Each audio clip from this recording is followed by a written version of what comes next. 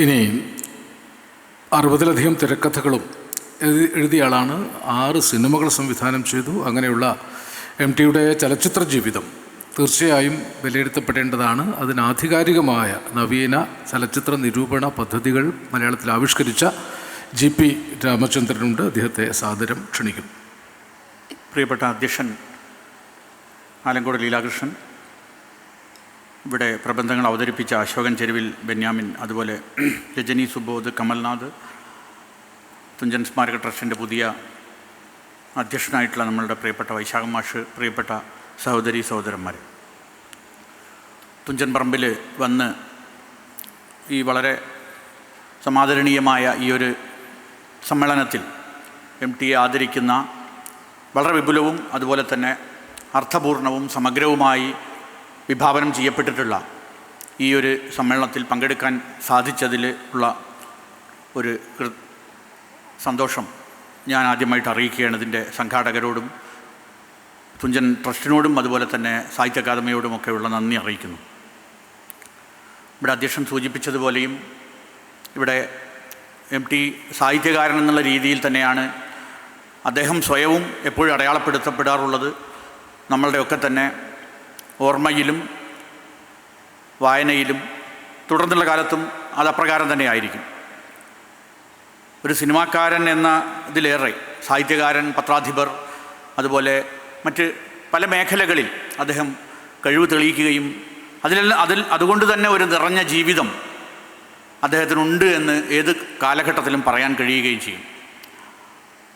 അതേ സമയത്ത് തന്നെ മലയാള സിനിമയിൽ MT നിർവഹിച്ചിട്ടുള്ള കാര്യങ്ങൾ എന്തൊക്കെയാണ് എന്ന് തീർച്ചയായും നമ്മൾ ആലോചിക്കേണ്ടതുണ്ട്. നമുക്കറിയാം 70-75 കൊല്ലത്തെ സർഗാത്മക പ്രവർത്തനം എന്ന് പറയുമ്പോൾ ഏതാണ് ആ 75 കൊല്ലം? അത് ഐക്യ കേരളത്തിൻ്റെ കൊല്ലങ്ങളാണ്.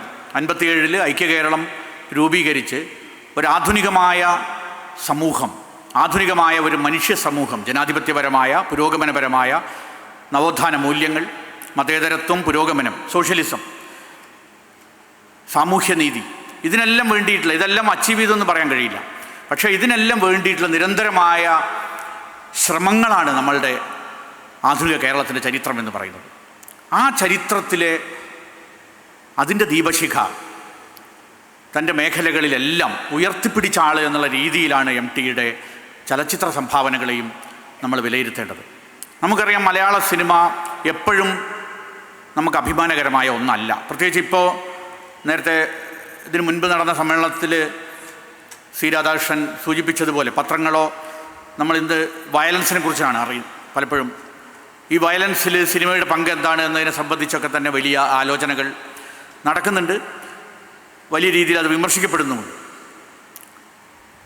നമുക്ക് ഒഴിവാക്കാൻ കഴിയുന്ന ഒന്നായിരിക്കില്ല ചിലപ്പോൾ സാഹിത്യകൃതികളിലെയോ സിനിമകളിലെയോ വയലൻസ് ഒഴിവാക്കാൻ കഴിയുന്നതായിരിക്കില്ല. MTയുടെ പോലും സിനിമകളിൽ നമ്മൾ വയലൻസ് കണ്ടിട്ടുള്ളതാണ്. പക്ഷേ അത് ബോധപൂർവം ഒരു കച്ചവട വസ്തു എന്നുള്ള രീതിയിലോ അതല്ലെങ്കിൽ അതിൻ്റെ കാണികളെ, പ്രത്യേകിച്ച് പുതിയ തലമുറയിലുള്ളവരെ വഴിതെറ്റിക്കുന്നതിന് വേണ്ടി കൂടുതൽ ആവർത്തിക്കുന്നുണ്ടോ എന്നൊക്കെ എല്ലാം ഒരു ആത്മവിമർശനം നടത്തേണ്ട ഒരു ഘട്ടത്തിലാണ് നമ്മൾ MTയുടെ ചലച്ചിത്ര സംഭാവനകളെക്കുറിച്ച് അല്ലെങ്കിൽ ചലച്ചിത്ര രംഗത്തുള്ള അദ്ദേഹത്തിൻ്റെ ദീർഘമായ അദ്ദേഹത്തിൻ്റെ ഇടപെടലുകളെക്കുറിച്ച് ആലോചിക്കുന്നത്. അദ്ദേഹം തന്നെ സിനിമയെ കുറിച്ച് പറയുന്നത്, സിനിമയിൽ ഞാൻ ഒരിക്കലും പൂർണ്ണമായ അർത്ഥത്തിൽ പ്രവർത്തിച്ച ഒരാളല്ല, ഒരു പാർട്ട് ടൈം ആയിട്ട് മാത്രമേ ഞാനതിൽ പ്രവർത്തിക്കുന്നുള്ളൂ. MT തന്നെ പറയുന്നുണ്ട്. തൻ്റെ തിരക്കഥകൾ ശ്രേഷ്ഠങ്ങളായ രചനകളാണെന്നോ സ്ക്രിപ്റ്റിങ്ങിൻ്റെ ഉത്തമ മാതൃകകളാണെന്നോ താൻ പറയില്ലെന്നും, അതൊക്കെ വിനയമാണ് എന്ന് നമുക്ക് കരുതാം. പക്ഷേ അത് അദ്ദേഹത്തിൻ്റെ ഒരു ആത്മവിമർശനം കൂടിയാണ്. പക്ഷേ നല്ല സിനിമയിലേക്ക് എത്തിപ്പെടാനുള്ള ആത്മാർത്ഥമായ പരിശ്രമങ്ങളായിരുന്നു അവ എന്നത് ഉറപ്പാണ് എന്ന് അദ്ദേഹം പറയുന്നുണ്ട്. അത് ആത്മവിശ്വാസമാണ്. അതായത് വിമർശനം ഉണ്ടായിരിക്കെ തന്നെ ആ ആത്മവിശ്വാസം എന്താണ് മലയാള സിനിമയിൽ സൃഷ്ടിച്ചത്. ഞാൻ ഈ കഴിഞ്ഞ ജനുവരിയിൽ മഹാരാഷ്ട്രയിൽ നടന്ന മഹാരാഷ്ട്രയിലെ ഔറംഗാബാദിൻ്റെ പേരിപ്പോൾ മാറ്റി അടുത്ത് ഛത്രപതി സംഭാജി നഗർ എന്നാക്കിയിട്ടുണ്ട്. അത് ഇപ്പോൾ ഒരു വളരെ ബീഭത്സമായൊരു ഹിന്ദി സിനിമ വരും ചെയ്തിട്ടുണ്ട്, ഛാവ എന്ന് പറഞ്ഞിട്ട് അതിൻ്റെ കഥയൊക്കെ പറയുന്നത്. അപ്പോൾ അവിടെ ഛത്രപതി സംഭാജി നഗറിൽ നടന്നൊരു ഫിലിം ഫെസ്റ്റിവലിൽ ഒരു ജൂറിയായിട്ട് പോയ സമയത്ത് അവിടെ ലൈഫ് ടൈം അച്ചീവ്മെൻറ്റ് കിട്ടിയത് സായി പരാഞ്ച്പേ എന്ന് പറയുന്ന ഒരു ഹിന്ദി സിനിമയിലെ പ്രവർത്തിക്കുന്ന ഒരു സംവിധായികയാണ്. വളരെ വളരെ സീനിയറാണ് സായി പരാഞ്ച്പേ. അപ്പോൾ അവർ ആ അവാർഡ് സ്വീകരിച്ചുകൊണ്ട് അവിടെ പൊതുവേ മലയാളികൾ കുറവായിരുന്നു. നമ്മുടെ ജൂറിയിൽ ഞാനുണ്ടായിരുന്നു, ജിയോ ബേബി, അങ്ങനെ ചിലരുണ്ടായിരുന്നു, വേറെ 1-2 പേരും. പിന്നെ അവിടെ ചുരുങ്ങിയ മലയാളി സമൂഹം മാത്രമുള്ളൊരു സ്ഥലമാണ്. അവിടെ അവർ ദീർഘമായ ഒരു പ്രഭാഷണം ഇന്ത്യൻ സിനിമയെ സംബന്ധിച്ചുള്ള അവരുടെ ധാരണകൾ, പലരും ഇന്ത്യൻ സിനിമയെക്കുറിച്ച് പറയുമ്പോൾ അല്ലെങ്കിൽ ഇപ്പോൾ മലയാള സിനിമയെക്കുറിച്ച് പറയുമ്പോൾ പല രീതിയിലാണല്ലോ പറയുക. ആ ദീർഘമായ സംഭാഷണം അവർ തയ്യാറാക്കി കൊണ്ടുവന്നിട്ടുണ്ടായിരുന്നു. അത് മുഴുവൻ തന്നെ അവിടെ അവർ അവതരിപ്പിക്കുകയും ചെയ്തു. ഞാൻ ശ്രദ്ധിച്ചപ്പോൾ അതിൽ വളരെയധികം സ്ഥാനം അല്ലെങ്കിൽ വളരെയധികം ആദരവ് അവർ MT വാസുദേവൻ നായർക്ക് കൊടുത്തിട്ടുണ്ട് എന്നുള്ളതാണ്. അപ്പോൾ ഞാൻ കാണുന്നത് അവർ പറഞ്ഞു എന്നുള്ളത് കൊണ്ട് MT വലിയ ആയി എന്നുള്ള രീതിയിലല്ല. അപ്പോൾ എത്രമാത്രം MT വാസുദേവൻ നായർ മലയാള സിനിമയിലും ഇന്ത്യൻ സിനിമയിലും ലോക സിനിമാ ഭൂപടത്തിൽ പോലും അദ്ദേഹത്തിൻ്റെ സ്ഥാനം ഉറപ്പിച്ചിട്ടുണ്ട് എന്നുള്ളതിൻ്റെ ഒരു പെട്ടെന്ന് എനിക്ക് കിട്ടിയ ഒരു അടയാളമായിട്ട് ഞാൻ അതിനെ കാണുകയാണ്. അങ്ങനെ ആലോചിക്കുമ്പോഴാണ് അദ്ദേഹം കഴിഞ്ഞ അടുത്ത കാലത്ത് നമുക്ക് മരണപ്പെട്ട നമ്മുടെ മലയാള സിനിമയിലെ പ്രധാനപ്പെട്ട ഒരു പ്രതിഭാശാലിയായിരുന്നു KG ജോർജ്. KG ജോർജ് 1-2 വർഷത്തിന് മുന്നെയാണ് അദ്ദേഹം മരിച്ചത്. KG ജോർജ് 70കളിലാണ് അദ്ദേഹം പൂനെയിൽ അദ്ദേഹം ഡിഗ്രിയൊക്കെ പാസ്സായി. പിന്നീട് നമ്മുടെ തിരുവല്ലക്കാരനാണ് അല്ലേ? അതെ, തിരുവല്ലക്കാരനാണ് അദ്ദേഹം. അവിടുന്ന് വളരെ വ്യത്യസ്തമായ രീതിയിൽ കേരളത്തിലെ ഗ്രാമങ്ങളെ സംബന്ധിച്ചും അതിൻ്റെ കുടുംബ ബന്ധങ്ങളെക്കുറിച്ചൊക്കെ ആവിഷ്കരിച്ചിട്ടുള്ള ഒരാളാണ്. അപ്പോൾ 70കളിൽ അദ്ദേഹം പൂനെ ഫിലിം ഇൻസ്റ്റിറ്റ്യൂട്ടിൽ വിദ്യാർത്ഥിയായി പോയി. ആ കാലഘട്ടത്തെക്കുറിച്ച് അദ്ദേഹം ഓർക്കുന്നുണ്ട്, അല്ലെങ്കിൽ അദ്ദേഹത്തിൻ്റെ ജീവചരിത്രത്തിലൊക്കെ പറയുന്നുണ്ട്. അന്ന് ആ 70കളിൽ അവിടെ 70കളുടെ അവസാനം മറ്റാണ് KG ജോർജ് ചെല്ലുമ്പോൾ അവിടെ MT വാസുദേവൻ നായർ അന്ന് ക്ലാസ് എടുക്കുന്നുണ്ട്, പൂനെയിൽ ക്ലാസ് എടുക്കുന്നുണ്ട്, സിനിമയെ സംബന്ധിച്ച് ക്ലാസ് എടുക്കുന്നുണ്ട്. അപ്പോൾ എന്തുകൊണ്ട് അദ്ദേഹം ക്ലാസ് എടുക്കാൻ പറ്റിയ തിരക്കഥ എഴുതുന്ന ഒരാളും അതുപോലെ തന്നെ അദ്ദേഹത്തിൻ്റെ സാന്നിധ്യം മലയാള സിനിമയിലും ഇന്ത്യൻ സിനിമയിലും വളരെ പ്രധാനമാണ് എന്ന് തിരിച്ചറിയപ്പെടുന്നുണ്ട്. ആ കാലഘട്ടത്തിൽ തന്നെ തിരിച്ചറിയപ്പെടുന്നുണ്ട്. പിന്നീട് അദ്ദേഹം KG ജോർജ് മലയാള സിനിമയിൽ വന്ന് യവനിക ഇരകളും കോലങ്ങളും ലേഖയുടെ മരണം അടക്കമുള്ള നിരവധി സിനിമകൾ എടുത്ത് നമ്മളെല്ലാം വിസ്മയിപ്പിച്ച് അദ്ദേഹം 2000ൻ്റെ തുടക്കത്തിൽ, നേരത്തെ MTയെക്കുറിച്ച് പറഞ്ഞതുപോലെ 2000ൻ്റെ തുടക്കത്തിൽ അദ്ദേഹം സിനിമ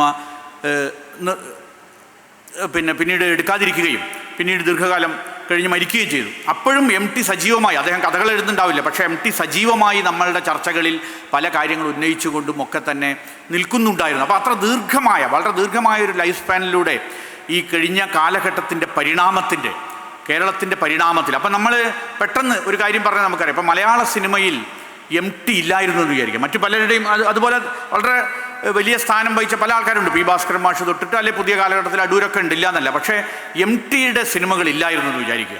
എങ്ങനെ ആയിരിക്കും നമുക്ക് മലയാള സിനിമ, അത് പെട്ടെന്ന് നമുക്ക് ആലോചിക്കാൻ പറയും, മലയാള സിനിമയുടെ ചരിത്രം ആ രീതിയിൽ എത്രമാത്രം ശുഷ്കമാവുമായിരുന്നു എന്ന് നമുക്ക് പറയാവുന്നതാണ്. ഇവിടെ പറഞ്ഞ 60ഓളം തിരക്കഥകളും അതുപോലെ തന്നെ 7ഓളം സിനിമകൾ അദ്ദേഹം സംവിധാനം ചെയ്തു. അതിൽ 60കളിൽ മുറപ്പെണ്ണ്, അദ്ദേഹത്തിൻ്റെ തന്നെ സ്നേഹത്തിൻ്റെ മുഖങ്ങൾ എന്ന കഥയിൽ നിന്നുള്ള മുറപ്പെണ്ണ് എന്ന, അതിൽ ഈ അദ്ദേഹത്തിൻ്റെ നേരത്തെ പറഞ്ഞ നാലുകെട്ടിലും അതുപോലെ തന്നെ വള്ളുവനാട്ടിലെ ഈ നാലുകെട്ടുകളുടെ തകർച്ച, പുതിയ ആധുനിക സമൂഹത്തിൻ്റെ രൂപീകരണം, അതിലുള്ള ബന്ധങ്ങളുടെ പുനഃവിന്യാസങ്ങൾ, ഇത്തരത്തിലുള്ള പല കാര്യങ്ങളും തന്നെയാണ് പലപ്പോഴും ആവർത്തിച്ചുകൊണ്ടിരിക്കുന്നത്. പക്ഷേ ഇത് ആവർത്തിക്കേണ്ടതുണ്ട്. ഇത് ആവർത്തിക്കുമ്പോഴൊക്കെ തന്നെ അത് എപ്രകാരമാണ് നമ്മുടെ കാലത്തെ അടയാളപ്പെടുത്തുന്നത്, അത് എപ്രകാരമാണ് കാലത്തെ മുന്നോട്ട് കൊണ്ടുപോകുന്നത്, എപ്രകാരമാണ് വിമർശിക്കുന്നത്, എന്തൊക്കെ കാര്യങ്ങളാണ് അംഗീകരിക്കുന്നത് എന്നതെല്ലാം വളരെ പ്രധാനമാണ്. അതിനുശേഷം അദ്ദേഹം ഈ 66ലാണ് ഇരുട്ടിൻ്റെ ആത്മാവ്, വളരെ പ്രസിദ്ധമാണ്, നമുക്ക് എല്ലാവർക്കും അറിയാം. P. ഭാസ്കരൻ മാഷ് സംവിധാനം ചെയ്ത ഇരുട്ടിൻ്റെ ആത്മാവ്. അതിൽ ആ ക്ഷയിച്ച നായർ തറവാടിൻ്റെ പശ്ചാത്തലത്തിലുള്ള ദുഃഖകഥ, അതിലാണ് ഒരുപക്ഷെ പ്രേംനസീറിൻ്റെ ജീവിതത്തിൽ തന്നെ ഏറ്റവും പ്രധാനപ്പെട്ട ഒരു കഥാപാത്രത്തെ അദ്ദേഹത്തിന് നൽകാൻ കഴിഞ്ഞു. അത് ആ രീതിയിൽ വളരെ പ്രസിദ്ധമായ ചിത്രമാണ്. പിന്നെയാണ് നഗരമേ നന്ദി വരുന്നത് 67. ഇതിനുശേഷം വരുന്ന ഒരു ചിത്രമാണ് ഓളവും തീരവും. എല്ലാവർക്കും അറിയാം, 70ലാണ് ഓളവും തീരവും. P. N. മേനോൻ സംവിധാനം ചെയ്ത് MT തിരക്കഥ എഴുതിയ സിനിമയാണ്. ഈ മലയാള സിനിമയുടെ ചരിത്രത്തിലെ അതിൻ്റെ വളരെ ഒരു പരിണാമഘട്ടമാണ്. ഒരുപക്ഷേ ആ പരിണാമഘട്ടത്തെ പല രീതിയിൽ നമ്മൾ ചരിത്രപരമായി വിലയിരുത്തേണ്ടതുണ്ടാവും. കാരണം 50കളിലും 60കളിലും മലയാള സിനിമയിലേക്ക്, മലയാള സാഹിത്യത്തിൽ നിന്നും, സംഗീത നാടക രംഗത്ത് നിന്നും, മറ്റ് നിരവധി എല്ലാ രംഗത്തു നിന്നുള്ള ആളുകളെല്ലാം തന്നെ മലയാള സിനിമയിലേക്ക് വന്നു. വൈക്കം മുഹമ്മദ് ബഷീർ വന്നു, പൊൻകുന്നം വർക്കി വന്നു, P. ഭാസ്കരൻ, അതുപോലെ തകഴി, ഇങ്ങനെ എല്ലാ ആളുകളുടെയും സാന്നിധ്യം അവിടെ നമുക്കറിയാൻ കഴിയും.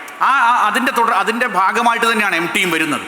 MT അത് ആ ഒരു വലിയൊരു തുടർച്ച, അല്ലെങ്കിൽ വലിയ പിന്നെ പ്രതിബദ്ധത, അതുപോലെ തന്നെ ചരിത്രത്തോടും കാലത്തോടും നമ്മുടെ നാടിനോടും നമ്മുടെ ഭാഷയോടും നമ്മുടെ മാധ്യമം എന്ന് പറയുമ്പോൾ സിനിമ, സാഹിത്യം പോലുള്ള മാധ്യമങ്ങളോടും എല്ലാമുള്ള ആ ഒരു പ്രതിബദ്ധതയുണ്ട്. ആ പ്രതിബദ്ധതയുടെ ഭാഗമായിട്ടുള്ള ഇടപെടലുകളാണ്. ആ ഇടപെടലിൻ്റെ ഭാഗമായി ഓളവും തീരവും എന്ന സിനിമ, നേരത്തെ പറഞ്ഞ നിരവധി സിനിമകളുണ്ട്. ഇപ്പോൾ നീലക്കുയിൽ മുതൽ ഈ MTയുടെ സിനിമകൾ അടക്കമുള്ള സിനിമകളും, ചെമ്മീൻ അടക്കം, ഭാർഗവീനിലെ അടക്കമുള്ള സിനിമകളിലും ഒന്നും അച്ചീവ് ചെയ്യാൻ കഴിയാത്ത രീതിയിൽ, വളരെ സിനിമാറ്റിക്കായ രീതിയിൽ അത് മുന്നേറി. അത് മുഴുവനും വാതിൽപ്പുറ ചിത്രീകരണമാണ്. മുഴുവനും തന്നെ സ്റ്റുഡിയോകളിൽ നിന്ന് കേരളത്തിൻ്റെ, പ്രത്യേകിച്ച് ഏറനാടിൻ്റെ പിന്നെ നാട്ടിലേക്ക് മുഴുവൻ ചിത്രീകരിക്കാൻ കഴിയുന്ന രീതിയിൽ അത്. കാരണം പി എൻ മേനോനും നമുക്കറിയാം, നമ്മുടെ മലയാള സിനിമയിലെ വളരെ പ്രധാനപ്പെട്ട ഇതാണ്. അദ്ദേഹം പറയുന്നുണ്ട്, സാഹിത്യത്തെ ഞാൻ അത്ര പ്രധാനമായിട്ടൊന്നും കാണുന്നില്ല. ആലോചിച്ച് നോക്കണം, MT വാസുദേവൻ നായരെ പോലെ വളരെ പ്രാമാണികനായ എല്ലാ രീതിയിലും, ആ കാലഘട്ടത്തിന് അദ്ദേഹത്തിന് സാഹിത്യ അക്കാദമി അവാർഡ് എല്ലാം തന്നെ ലഭിച്ചിട്ടുണ്ട്. വളരെ പ്രാമാണികനായ ഒരാളുടെ സാഹിത്യകൃതിയും അതുപോലെ തന്നെ തിരക്കഥയൊക്കെ എടുക്കുന്ന സമയത്തും സാഹിത്യം വേറെ, സിനിമ വേറെ, അത് വളരെ പ്രധാനമാണ്. സാഹിത്യം വേറെയാണ്, സിനിമ വേറെയാണ്. കാരണം അതിനെക്കുറിച്ച് പിന്നെ എപ്പോഴും നോവല് സിനിമയൊക്കെ നന്നാവുമോ എല്ലാവരും പറയാറുണ്ട്. പലപ്പോഴും ഇപ്പോൾ ആടുജീവിതത്തെക്കുറിച്ച് വലിയ ചർച്ചയായിരുന്നു. ആടുജീവിതം നോവലായിരുന്നു നല്ലത്, സിനിമ അത്ര പോരാ, അല്ലെങ്കിൽ സിനിമ ഇങ്ങനെയൊക്കെ പറയാറുണ്ട്. അതിനെക്കുറിച്ച് ഗോദാർദ് പറയുന്ന ഒരു കാര്യം, ഗോദാർദ് പറയുന്ന ഒരു നോവൽ സിനിമയാക്കണം എന്നുണ്ടെങ്കിൽ ഏറ്റവും നല്ല വഴി ആ നോവൽ ഇങ്ങനെ പേജായിട്ട് ഷൂട്ട് ചെയ്യുന്നതാണ്. അതാണ് ഏറ്റവും നല്ല നോവലിൻ്റെ ഏറ്റവും നല്ല ചിത്രീകരണം അതായിരിക്കും. അതിനും വലിയൊരു നോവലിനോട് പിന്നെ എന്താ പറയുക, പ്രീതി പുലർത്തിക്കൊണ്ട് അല്ലെങ്കിൽ നോവൽ കംപ്ലീറ്റ് അതേപോലെ സത്യസന്ധമായി നിങ്ങൾക്ക് ആവിഷ്കരിക്കാൻ കഴിയില്ല. അത് രണ്ട് മാധ്യമമാണ്. ഇത് തിരിച്ചറിഞ്ഞ വളരെ പ്രധാനപ്പെട്ട ഒരു സംവിധാനം. നേരത്തെ പിന്നെ വിൻസെൻ്റ് പോലുള്ള അങ്ങനെ തന്നെയാണ്. അപ്പോൾ അത് തിരിച്ചറിഞ്ഞ ആ ഒരു പി എൻ മേനോനുമായി സഹകരിക്കാൻ കഴിയുകയും അതിൽ അദ്ദേഹത്തിൻ്റെ അന്നത്തെ ഒരു സാഹചര്യം, അത് ഒരു സിനിമാറ്റിക്കായ മാത്രമല്ല. ഓളവും തീരവും എന്ന സിനിമ, അതിൽ പിന്നെ മിക്കവാറും മുഴുവൻ കഥാപാത്രങ്ങളും മുസ്ലിം വംശജരാണ്. അതാലോചിച്ച് നോക്കണം. അതിലെ കഥാന്ത്യത്തിൽ പരാജയപ്പെടുന്നവരെങ്കിലും നീതിബോധവും സദാചാരവും കാരുണ്യബോധവും സ്വപ്രത്യസ്ഥൈര്യവും കൈവിടാത്ത നായകൻ ബാപ്പുട്ടി, നായകനുമായുള്ള പ്രണയം സാക്ഷാത്കരിക്കപ്പെടാതെ പോവുകയും പ്രതിനായകനാൽ ചാരിത്രഭംഗം കൈവരികയും ചെയ്യുന്ന നായിക നബീസു, പ്രവാസി ജീവിതം കഴിഞ്ഞ് പുത്തൻ പണക്കാരനായി തിരിച്ചു വരികയും നായികയെ ബലാത്സംഗം ചെയ്യുകയും നായകൻ്റെ തല്ലേറ്റുവാങ്ങുകയും ചെയ്യുന്ന വിടുവായനായ പ്രതിനായകൻ കുഞ്ഞാലി, നായകൻ ഉപദേശിക്കുകയും സഹായങ്ങൾ നൽകുകയും ചെയ്യുന്ന മുതിർന്ന കഥാപാത്രം മമ്മദ്ക്ക, വ്യഭിചാരിണി ബീവാത്തുമ്മ, നായകന് പ്രേരണയാകുന്ന വിധത്തിൽ ധീരമായി ജീവിക്കുകയും അതേസമയം കുടുംബപരമായ ഒറ്റപ്പെടൽ സ്വയം വരിക്കുകയും ചെയ്ത് മരിച്ചു പോകുന്ന അപരനായകൻ അബ്ദു, പലിശക്കാരി ആയിഷുമ്മ, നാട്ടുചട്ടമ്പി സുലൈമാൻ. ഇങ്ങനെ ഇത്രയും നിറഞ്ഞ രീതിയിൽ മുസ്ലിം കഥാപാത്രങ്ങൾ അതിന് ചില ഉമ്മ പോലുള്ള സിനിമകൾ ഇവിടെ ഉണ്ടായിട്ടുണ്ട്. പക്ഷേ ഈ മലയാള സിനിമയിലെ ചരിത്രത്തിൽ ഏറ്റവും സുപ്രധാനമായ സ്ഥാനം കൈവരിച്ച ഒരു സിനിമ എപ്രകാരമാണ് നമ്മുടെ നാടിനെ അടയാളപ്പെടുത്തുന്നത്. അപ്പോൾ അതിൻ്റെ തിരക്കഥ, ഈ അന്നത്തെയും ഇന്നത്തെയും ചില തിരക്കഥകൾ നമ്മൾ വായിക്കുന്ന സമയത്ത് വലിയൊരു സംഭവമുണ്ട്. ഇപ്പോൾ ഈ MTയുടെ തിരക്കഥകൾ രണ്ടും ഉൾപ്പെടുന്നുണ്ട്. ചിലതെന്താ വെച്ചാൽ സിനിമ ഇറങ്ങിക്കഴിഞ്ഞിട്ട് പിന്നെ അത് നോക്കി എഴുതുന്ന തിരക്കഥയാണ് പലപ്പോഴും വരുന്നത്. അത് ആ തിരക്കഥ യഥാർത്ഥത്തിൽ എന്താണ് തിരക്കഥ, ഒരു സാഹിത്യ രൂപം എന്നുള്ള രീതിയിലോ അല്ലെങ്കിൽ തിരക്കഥയിൽ എന്തായിരുന്നു ആ തിരക്കഥാകൃത്ത് ഉദ്ദേശിച്ചത് എന്നോ ഒരു പക്ഷേ ഗവേഷകനോ വായനക്കാരനോ മനസ്സിലാക്കാൻ ചിലപ്പോൾ പലപ്പോഴും ബുദ്ധിമുട്ടുണ്ടാവാറുണ്ട്. പക്ഷേ ഈ പിന്നെ ഓളവും തീരവിൻ്റെ ഒരു ഗുണം, അത് നേരത്തെ MT എഴുതിയത് തന്നെയാണ് പ്രസിദ്ധീകരിച്ചിട്ടുള്ളത്, കറണ്ട് ബുക്സ് പ്രസിദ്ധീകരിച്ചിട്ടുള്ളത്. അപ്പോൾ അതിൽ ആ തിരക്കഥയിലെ സീൻ 34 ഇപ്രകാരമാണ്. ബീവാത്തുമ്മയുടെ പറമ്പിനടുത്ത് വേലിക്കരികിൽ നാട്ടുപെണ്ണുങ്ങൾ, ഒരു വശത്ത് ബീവാത്തുമ്മ, മറുവശത്ത് ചെറുമി, നീലി, ഒരു ഉമ്മ, ഒരു ഹിന്ദു സ്ത്രീ. അങ്ങനെയാണ് പറയുന്നത്. ആ ഒരു വാക്ക്, ഒരു ഹിന്ദു സ്ത്രീ എന്ന വാക്ക് പിന്നീട് ഒരു തിരക്കഥയിലോ ഒരു കഥയിൽ പോലും പലപ്പോഴും വരില്ല. അങ്ങനെ എഴുതേണ്ട സമയത്ത് ഒരു സ്ത്രീ എന്ന് എഴുതും. പിന്നെ മുസ്ലിം സ്ത്രീ ആണെങ്കിൽ ഒരു മുസ്ലിം സ്ത്രീ അല്ലെങ്കിൽ ഒരു ക്രിസ്ത്യൻ സ്ത്രീ എന്ന് എഴുതും. അപ്പോൾ എന്തായിരുന്നു, എപ്രകാരമായിരുന്നു നമ്മുടെ പിന്നെ കേരളത്തെ അല്ലെങ്കിൽ നമ്മുടെ കാര്യങ്ങളെ കണ്ടിരുന്നത്? കാരണം അതൊരു പിന്നെ മുസ്ലിം പശ്ചാത്തലത്തിലുള്ള പിന്നെ ഇതിൻ്റെ കഥയാണ്. അതിൽ ഉൾപ്പെട്ടുള്ള ആളുകൾ MTയും പിന്നെ PN മേനോനും മധുവൊക്കെയാണ് അഭിനയിക്കുന്നത്. പിന്നെ P ഭാസ്കരൻ മാഷാണ് പാട്ട് എഴുതുന്നതൊക്കെ നമുക്കറിയാം. പക്ഷെ അത് എത്രമാത്രം നമ്മളുടെ സമഗ്രമായ നമ്മുടെ ജീവിതത്തെ അത് ഉൾക്കൊള്ളാനും പ്രകടിപ്പിക്കാനും പ്രകാശിപ്പിക്കാനും അതിന് സാധിച്ചിരുന്നു എന്നുള്ളതിൻ്റെ ഒരു ലക്ഷണങ്ങൾ, അതിൻ്റെ അടയാളങ്ങളായിട്ടാണ് ഞാനതിനെ പറയുന്നത്. അതിനെക്കുറിച്ച് പോലെ MT പറഞ്ഞതുപോലെ ഒരു വിട്ടുനിന്നിട്ടാണ് പറയുന്നത്. ആഗ്രഹങ്ങൾക്കൊത്ത് പലതും ചിത്രീകരിക്കാൻ കഴിഞ്ഞില്ലെങ്കിലും മോഹിച്ച് സൃഷ്ടിച്ച ജീവിതത്തിൻ്റെ നുറുങ്ങുകൾ സ്റ്റുഡിയോ ഫ്ലോറിൻ്റെ പരിമിതികളിൽ പരിഹാസ്യമായി മാറുന്ന അവസ്ഥയുണ്ടായില്ല. അതാണ്. അപ്പോൾ അദ്ദേഹത്തിൻ്റെ ഉള്ളിൽ ആ ഒരു സിനിമാ പ്രവർത്തകൻ, എന്താണ് സിനിമ എന്നുള്ളതിൻ്റെ ഒരു ഇത് അതിലൂടെ വന്നു എന്നുള്ളതാണ്. പ്രകൃതിയിലേക്ക് ഇറങ്ങി വന്ന മേനോൻ ചിത്രത്തിൻ്റെ മൊത്തം സങ്കല്പത്തിലെ സത്യസന്ധത അതിൻ്റെ ദൃശ്യാഖ്യാനത്തിലും നിലനിർത്തി ജീവിതത്തെ തൊട്ടുകൊണ്ട് അത് ചിത്രീകരിക്കുവാൻ PN മേനോന് കഴിഞ്ഞു. ഓളവും തീരവും നല്ല അനുഭവമായിരുന്നു.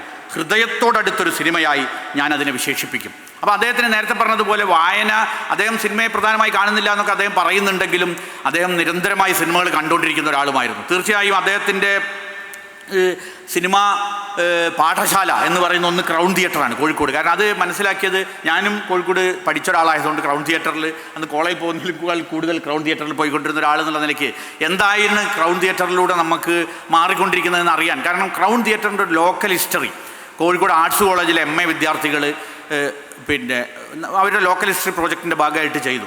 നമ്മളെ MM ഷിനാസ് മാഷായിരുന്നു അന്ന് അവിടെ മാഷുണ്ട്. മാഷാണ് എന്നെ വിളിച്ചിട്ട് അവരങ്ങനെ അപ്പോഴാണ് മനസ്സിലായത് ഈ ക്രൗൺ തിയേറ്ററിൽ എല്ലാ ആഴ്ചയും രണ്ട് പ്രാവശ്യം സിനിമ മാറും. വളരെ ഹിറ്റായ പടങ്ങൾ മാത്രമാണ് തുടർച്ചയായി ഓടുക, അല്ലെങ്കിൽ ഹോളിവുഡിൽ നിന്നുള്ള എല്ലാ സിനിമകളും അവിടെ വന്നുകൊണ്ടിരിക്കും.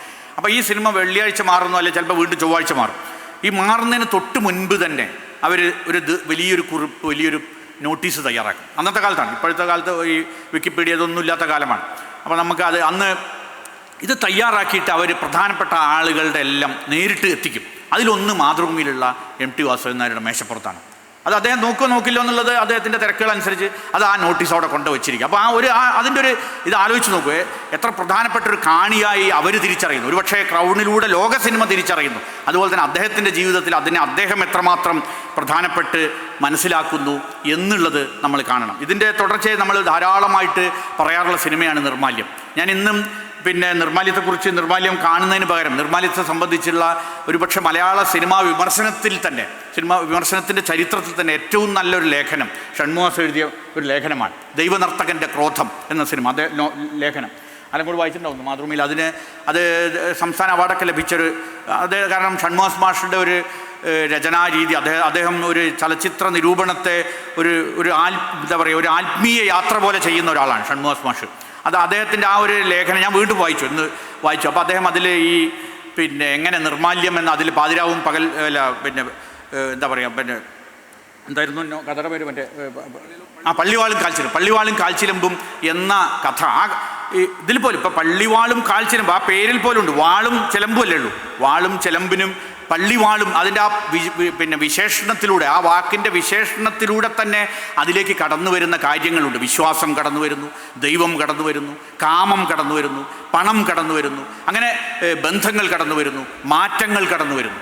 ഇതെല്ലാം ആവിഷ്കരിച്ച വളരെ സുപ്രധാനമായ ഒരു ഇതാണ്. അതിനെ വിമർശിക്കപ്പെട്ടിട്ടുണ്ട്, പല രീതിയിൽ വിമർശിക്കപ്പെട്ടിട്ടുണ്ട്. ഹിന്ദുത്വ ശക്തികൾ വിമർശിക്കുന്നുണ്ട്, ഇപ്പോഴും വിമർശിക്കുന്നുണ്ട്. കാരണം MT മരിച്ചപ്പോൾ നമുക്കറിയാം. അതല്ലാതെ തന്നെ ഹിന്ദുത്വ ശക്തികൾ അല്ലാത്തവർ വിമർശിച്ചിട്ടുണ്ട്. ഞാനും നിർമാല്യത്തെ രൂക്ഷമായി വിമർശിച്ച് ലേഖനം എഴുതിയിട്ടുള്ള ആളാണ്, അത് ഒരു ഭാഗത്ത്. പക്ഷെ അതേ സമയത്ത് തന്നെ ഈ പറഞ്ഞതുപോലെ ആ കാലഘട്ടത്തെ, അല്ലെങ്കിൽ ഈ മാറിക്കൊണ്ടിരുന്ന കാലഘട്ടത്തെ അതിൽ ഉള്ള അദ്ദേഹത്തിൻ്റെ ഈ വെളിച്ചപ്പാട് എന്ന് പറയുന്നത് ഒരു നൃത്തമാണ്, ആരാധനയുടെ ഒരു നൃത്തമാണ്. അത് ആ നൃത്തത്തിൻ്റെ തന്നെ ഒരു ആവിഷ്കാരമായിട്ടാണ് അതിൽ അവസാനത്തുള്ള ഈ വിഗ്രഹത്തോടുള്ള വിഗ്രഹഭഞ്ജനം പോലും. ആ വിഗ്രഹഭഞ്ജനം അല്ലെങ്കിൽ വിഗ്രഹത്തോടുള്ള യഥാർത്ഥത്തിൽ ആ വിഗ്രഹഭഞ്ജനം 50കളിൽ തന്നെ തമിഴ് സിനിമയിൽ സംഭവിക്കുന്നുണ്ട്. തമിഴ് സിനിമയിലെ പരാശക്തിയിൽ ശിവാജി ഗണേശൻ വിഗ്രഹത്തോട് നടത്തുന്ന ഒരു പ്രഭാഷണം, വിഗ്രഹത്തെ വളരെ രൂക്ഷമായി വിമർശിച്ചുകൊണ്ടുള്ള സംസാരിക്കുകയാണ്. കുറേ നേരം ഉണ്ടാവും. ശിവാജി ഗണേശൻ്റെ പ്രസംഗം അങ്ങനെയാണല്ലോ സിനിമയിൽ, അത് ആ രീതിയാണ്. പക്ഷേ പിന്നെയാണ് നമുക്ക് മനസ്സിലാവുന്നത് ആ വിഗ്രഹത്തിന് പിറകിൽ പുരോഹിതൻ ഒളിച്ചിരിക്കുന്നുണ്ട്. ആ പുരോഹിതനാണ് ചീത്ത പറയുന്നത്, പക്ഷേ ചീത്ത മുഴുവനും വിഗ്രഹത്തിന് കേൾക്കുന്ന പോലെയാണ് നമുക്ക് നോക്കുക.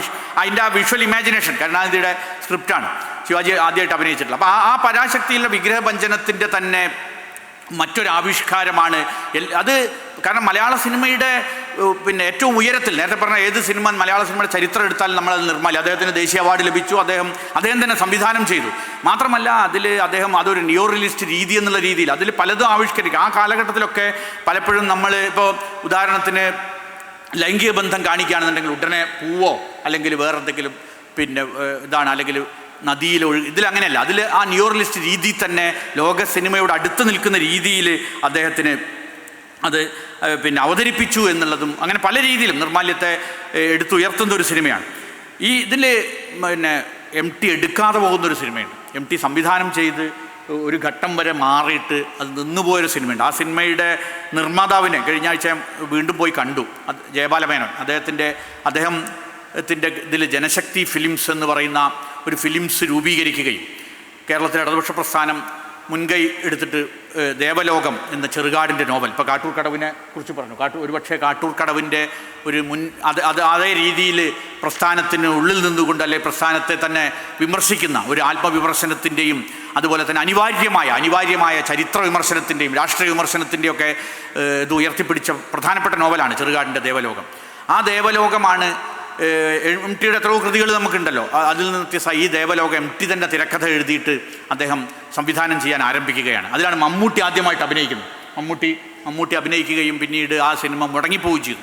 അത് വലിയൊരു നഷ്ടമാണ്, മുടങ്ങിപ്പോയി എന്നുള്ളത്. പക്ഷേ അതിൻ്റെ ആ ഒരു തെരഞ്ഞെടുപ്പ് വളരെ പ്രധാനമാണ്. അതായത് എം ടിയെ തിരഞ്ഞെടുക്കുന്നതും അതുപോലെ തന്നെ എം ടി തിരഞ്ഞെടുക്കുന്നതും വളരെ പ്രധാനമാണ്. ഈ തിരഞ്ഞെടുപ്പുകൾ ചരിത്രത്തിൻ്റെ ഓരോ ഘട്ടത്തിലുമുണ്ട്. അതുകൊണ്ടാണ് അദ്ദേഹത്തിൻ്റെ പിന്നീട് ഇപ്പോൾ വൈശാലി എന്ന സിനിമ, വൈശാലി വളരെ വളരെ മുഖ്യധാരയിൽ എടുത്തിട്ടുള്ള ഒരു സിനിമയാണ്, ഭരതൻ സംവിധാനം ചെയ്തിട്ട്. പക്ഷേ അതിൽ ആരുടെ കാഴ്ചപ്പാടാണ്? മഹാഭാരതം പോലെ അല്ലെങ്കിൽ അതുപോലത്തെയുള്ള ഒരു ഇതിഹാസത്തിൽ നിന്ന് അതിൻ്റെ മൗനങ്ങളാണ് പലപ്പോഴും. ഇപ്പോൾ രണ്ടാം മൂഴമായാലും അതൊക്കെ നമുക്കറിയാം. അതിലെ മൗനങ്ങളെ എങ്ങനെയാണ് അതിലേക്ക് സർഗാത്മകമായി സഞ്ചരിക്കുക എന്നുള്ളതാണ്. അങ്ങനെ സഞ്ചരിക്കുമ്പോഴാണ് ഈ വൈശാലി എന്ന കഥാപാത്രം, ആ കഥാപാത്രത്തിൽ ഒരു ദാസിയുടെ കാഴ്ചപ്പാടിൽ ആ കാലത്തെ രാജാവിൻ്റെ. അപ്പോൾ ഞാൻ വൈശാലി നമ്മളിപ്പോൾ രാജാക്കന്മാരുടെ സിനിമകളൊക്കെ ഭയങ്കര വന്നിരിക്കുകയാണ്. പലതും ഭയങ്കര അത് എങ്ങനെയാണ് ജയിലിൽ എന്തോ ഒരു കഴുത്തു കുടുങ്ങിയ പോലെയാണ്. ഞാൻ ഈ കൽക്കി എന്ന് പറഞ്ഞൊരു സിനിമ അടുത്ത് കാണുകയുണ്ട്. ഇതെന്ന് എങ്ങനെ രക്ഷപ്പെടും? അതിൻ്റെ ഉള്ളിൽ ചെന്ന് നമ്മൾ പുറത്തേക്ക് കിടക്കാൻ പറ്റാത്ത രീതിയിലുള്ള സിനിമകളാണ്. അപ്പോൾ അതൊക്കെ ഞാൻ ഇപ്പോൾ എം ടിയുടേതായതുകൊണ്ട് എം ടീനെ പൊക്കിയിട്ട് ബാക്കി എല്ലാവരും മോശമാക്കാൻ വേണ്ടി പറയുന്നതല്ല. നിങ്ങൾ കണ്ടു നോക്കുക, കൽക്കി എന്ന് പറഞ്ഞ സിനിമ കഴുത്ത് കുടുങ്ങിയ പോലെയാണ് അതിൻ്റെ ഉള്ളിൽ കൊടുക്കുന്നത് നമ്മൾ ആ സിനിമയൊക്കെ. അത്തരത്തിലുള്ള സിനിമ. പിന്നെ ഇപ്പോഴത്തെ വയലൻസിൻ്റെ കാര്യം പറയും വേണ്ട. ഇതുപോലെയുള്ള സിനിമകളുടെ ഈ വൈശാലി പോലെയുള്ള സിനിമയിൽ അദ്ദേഹം ഈ കൊട്ടാരത്തെ ചിത്രീകരിക്കുന്നത് അല്ലെങ്കിൽ രാജാക്കന്മാരെ ചിത്രീകരിക്കുന്നത്, അവരെ തന്നെ അതിൽ ബ്രാഹ്മണ വിമർശനം അതിൽ നടത്തുന്ന വളരെ ആത്മവഞ്ചകനായ, സ്വന്തം മകനെ പോലും ഇതാക്കിയാൽ വേണ്ടില്ല തൻ്റെ ഇതായിട്ടുള്ള നെടുമുടി അവതരിപ്പിക്കുന്ന ആത്മവഞ്ചകനായ ബ്രാഹ്മണ കഥാപാത്രം രാജഗുരു എന്ന് പറയുന്ന അയാൾ നടത്തുന്ന വഞ്ചനകൾ. അപ്പോൾ ഇതെല്ലാം ദേവദാസിയുടെ അല്ലെങ്കിൽ വേശ്യയുടെ, അന്നത്തെ ഇതിൽ പറയുമ്പോൾ സംസ്കൃതത്തിൽ പറയുന്ന വേശ്യയുടെ കാഴ്ചപ്പാടിലൂടെ അദ്ദേഹം അവതരിപ്പിക്കുന്നു. ഇതൊക്കെ വളരെ പ്രധാനമാണ്. ഞാൻ അവസാനിപ്പിക്കുകയാണ്. അപ്പോൾ ഇത്തരത്തിൽ ഈ ഒരൊറ്റ കാര്യം കൂടി പറഞ്ഞുകൊണ്ട് നേരത്തെ ആലങ്കോട് പറയുകയുണ്ട്, വിത്തുകൾ. അദ്ദേഹത്തിൻ്റെ പ്രസിദ്ധമായ സിനിമകളെ സംബന്ധിച്ചൊക്കെ നമുക്ക് വളരെ ഇപ്പോൾ വടക്കൻ വീരഗാഥ, അതുപോലെ തന്നെ പെരുന്തച്ഛൻ, ഇതെല്ലാം നമ്മൾ ഇവിടെ പറഞ്ഞിട്ടുള്ളതാണ്. അതെല്ലാം വീണ്ടും ആവർത്തിക്കുന്നില്ല. പക്ഷേ അദ്ദേഹത്തിൻ്റെ അത്ര പ്രധാനപ്പെട്ടത് എന്ന് ഒരുപക്ഷെ കഥ പ്രധാനമാണെങ്കിൽ പോലും അദ്ദേഹത്തിൻ്റെ പ്രധാനപ്പെട്ടത് എന്ന് ചരിത്രത്തിൽ ഒരുപക്ഷെ ഞാൻ ആരും എഴുതിയത് കണ്ടിട്ടില്ല. വിത്തുകൾ എന്ന സിനിമയെ സംബന്ധിച്ച് ആരെങ്കിലും എഴുതിയിട്ടുണ്ടോ? ഇല്ല, കണ്ടിട്ടില്ല. പക്ഷേ ഞാൻ ആ സിനിമ അടുത്ത് യാദൃച്ഛികമായിട്ടല്ല, ഞാൻ ഭാസ്കർ മാഷെക്കുറിച്ചും അതുപോലെ തന്നെ എം ടിയെക്കുറിച്ചുള്ളതിൻ്റെ ഭാഗമായിട്ട് ആ സിനിമ വീണ്ടും കണ്ട സമയത്ത് ഒരുപാട് ഉൾക്കാഴ്ചകളും അതുപോലെ തന്നെ മലയാള സിനിമയുടെ ചരിത്രത്തിൽ എപ്രകാരമാണ് അത് വളരെ പ്രധാനമാണ്. കാരണം അതിൽ നേരത്തെ പറഞ്ഞ ഈ മദിരാശി പോകുന്നതും ഇതൊക്കെ ഉണ്ട്. പക്ഷെ ഇതിൻ്റെ അവസാനമാണ്. ആ വിത്തുകൾ എന്ന സിനിമയുടെ അവസാനത്തിൽ തറവാട് ഉപേക്ഷിച്ച് അവിടെ വീട്ടുവേലയ്ക്ക് നിന്നിരുന്ന സരോജിനിയുമായി തൊഴിൽ രഹിതനായ ബിരുദധാരിയായ ഉണ്ണികൃഷ്ണൻ നഗരത്തിലേക്ക് പോകുന്ന അന്ത്യമാണുള്ളത്. അതായത് ആ തറവാട്ടിൽ നിന്ന് ആദ്യമായിട്ട് ബിരുദധാരി അല്ലെങ്കിൽ അന്ന് അയാളെ കൊണ്ട് ഒരു ഗുണമില്ല എന്നാണ് അദ്ദേഹത്തിൻ്റെ അച്ഛൻ പറയുന്നത്, ശങ്കരാടി അഭിനയിക്കുന്ന അച്ഛൻ പറയുന്നത്. കാരണം അദ്ദേഹം ഒരു അസ്തിത്വവാദി പോലെയോ അല്ലെങ്കിൽ പുതിയ കാലഘട്ടത്തിൻ്റെ ഒരു ഇതിനെപ്പോലെ പത്രത്തിൽ ജോലി ചെയ്യുന്നുണ്ട്, അവിടുന്ന് ശമ്പളം കിട്ടുന്നില്ല, അല്ലെങ്കിൽ അവിടെ അദ്ദേഹം പലതിനോടും പൊരുത്തപ്പെടുന്നില്ല, അത്തരത്തിലുള്ളൊരു കഥാപാത്രമാണ്. കാരണം ആ 60-70കളിൽ വന്നിട്ടുള്ള ആ ഒരു അസ്തിത്വ ദുഃഖത്തിൻ്റെയോ അല്ലെങ്കിൽ പഴയ പലതിനോടും പൊരുത്തപ്പെടാൻ കഴിയാത്ത രീതിയിലുള്ളൊരു നായകനാണ് അദ്ദേഹം. ആ വീട്ടുവേലക്കാരി ആയ അവരുമായിട്ട് നഗരത്തിലേക്ക് ഒരു പെട്ടിയും തൂക്കി പോകുന്ന ഒരവസാനമാണല്ലോ. മധുവും ഷീലയുമാണ് ആ കഥാപാത്രം. അതായത് പ്രണയവും അനാഥത്വവും ദാരിദ്ര്യവും കൂടിയിട്ട്. അത് 71-ലാണ് ഇത് ഇറങ്ങുന്നത്. 72-ലാണ് സ്വയംവരം വരുന്നത്, അടൂരിൻ്റെ സ്വയംവരം. അപ്പോൾ സ്വയംവരത്തിലെ മധു തന്നെയാണ് വിശ്വത്തെ അവതരിപ്പിക്കുന്നത്. മധു അതിൽ ശാരദയാണ്, സീത എന്ന ഭാര്യ ഈ ശാരദ. ഇവരെവിടെ നിന്നാണ് വന്നത്? ഇവർ വന്നത് കുമാരേട്ടൻ പറയുന്നത് കുമാരേട്ടൻ കൂത്തുപറമ്പിൽ നിന്ന്, അത് കുമാരേട്ടനും അടൂരുമായിട്ടുള്ള തർക്കമാണ് എപ്പോഴും. കുമാരേട്ടൻ ഇവിടെ നിന്ന് കൂത്തുപറമ്പിൽ നിന്ന് വന്ന് തൃശ്ശൂരും ഒറ്റപ്പാലത്തും തിരുവനന്തപുരത്തൊക്കെ വന്നപ്പോൾ അദ്ദേഹത്തിൻ്റെ ജീവിതത്തിൻ്റെ ഇത് വെച്ചിട്ട് കുമാരേട്ടൻ എഴുതി തുടങ്ങിയതും അടൂർ വികസിപ്പിച്ചു. അടൂർ പറയുന്നതും അതുപോലെ തന്നെ നമ്മളുടെ പ്രാമാണികരായ മലയാള സിനിമാ സൈദ്ധാന്തികർ അല്ലെങ്കിൽ ചരിത്രകാരന്മാരും പറയുന്നത് ഇത് ലോക സിനിമയിൽ നിന്ന് വന്നതാണ്. ന്യൂ റിയലിസത്തിൻ്റെയും അതുപോലെ ഇന്ത്യൻ സിനിമയുടെയും തീർച്ചയായും അതിൻ്റെ എല്ലാ അംശങ്ങളും അതിലുണ്ട്. പക്ഷേ അതിൽ ഈ മലയാള സിനിമയുടെ ഒരു തുടർച്ചയുണ്ട്. ആ തുടർച്ച നമ്മൾ കാണാതെ പോകരുത്. കാരണം അത് നമുക്ക് സ്വയംവരം പോലെയും ഉത്തരായനം പോലെയും അതുപോലെ തന്നെ ആധുനിക കാലത്ത് നമുക്ക് അഭിമാനമായി തീർന്ന സിനിമകൾ, അപമാനമായിട്ടുള്ള അപ്പുറത്തുണ്ടാവും. ഈ അഭിമാനമായി തീർന്ന സിനിമകളിലേക്ക് നമുക്ക് നടക്കാൻ സാധിച്ചത്, അതിലേക്ക് എത്താൻ സാധിച്ചത് നേരത്തെ പറഞ്ഞ ഈ മലയാള സാഹിത്യത്തിലെ പോലെ തന്നെ സിനിമയിലെയും നവോത്ഥാനത്തിൻ്റെ അല്ലെങ്കിൽ ആ സിനിമയിലെ പുരോഗമന വീക്ഷണത്തിൻ്റെ, മാറ്റത്തിൻ്റെ വീക്ഷണത്തിൻ്റെ, അതിൽ സംശയങ്ങളുണ്ട്. ഇപ്പോൾ അനുഭവങ്ങൾ, പാളിച്ചകൾ പോലത്തെ സിനിമയിൽ നടത്തിയിട്ടുള്ള രൂക്ഷമായ വിമർശനമുണ്ട്. തകഴിയും അതുപോലെ കെ സേതുമാധവനൊക്കെ നടത്തിയിട്ടുള്ള വിമർശനമുണ്ട്. പ്രസ്ഥാനത്തെ സംബന്ധിച്ച വിമർശനങ്ങളുണ്ട്, കമ്മ്യൂണിസ്റ്റ് പാർട്ടിയെ സംബന്ധിച്ച വിമർശനങ്ങളുണ്ട്. ഇതിന് പിന്നെ അതോടൊപ്പം തന്നെ അതിൽ കേരള സംസ്ഥാനത്തിൻ്റെ അല്ലെങ്കിൽ ഐക്യ കേരളത്തിൽ നൽകിയിട്ടുള്ള സംഭാവനകളെക്കുറിച്ചുള്ള അടയാളപ്പെടുത്തലുകളുണ്ട്. അപ്പോൾ പി ഭാസ്കരൻ മാഷുടെയും തോപ്പിൽ ഭാസിയുടെയും അതുപോലെ തന്നെ ഉറൂബിൻ്റെയും ഇങ്ങനെയെല്ലാം നമ്മളുടെ ആ കാലഘട്ടം. പിന്നെ പാട്ടുകളാണെങ്കിൽ പിന്നെ നമുക്കറിയാം ആലക്കുടി ഇരിക്കുന്നുണ്ട്, പിന്നെ രാഘവ മാഷിൻ്റെ ആണെങ്കിലും ദേവരാജൻ്റെ ആണെങ്കിലും വയലാർ, ഇതൊക്കെ ONV ഒക്കെ ഈ ഒരു കാലഘട്ടം ആ സൃഷ്ടിച്ച അതിൻ്റെ തീർച്ചയായും ആ തുടർച്ചയിലൊരു ഇടർച്ചയുണ്ട് എന്നുള്ളത് നമ്മൾ തീർച്ചയായും അത് കാണാതിരിക്കുന്നില്ല. ആ ഇടർച്ച തന്നെയാണ് ഒരുപക്ഷെ അതിൻ്റെ സിനിമാറ്റിക് ബ്യൂട്ടി ആയിട്ട് പിൽക്കാലത്ത് അടയാളപ്പെടുത്തപ്പെടുന്നതും അതിൻ്റെ പിന്നെ മലയാള സിനിമയെ മുന്നോട്ട് കൊണ്ടുപോകുന്നതൊക്കെ അത് തന്നെ ആയിരിക്കാം. പക്ഷേ ഈ തുടർച്ച വളരെ പ്രധാനമാണ്. ആ തുടർച്ച നമ്മൾ കാണാതെ പോകരുത്.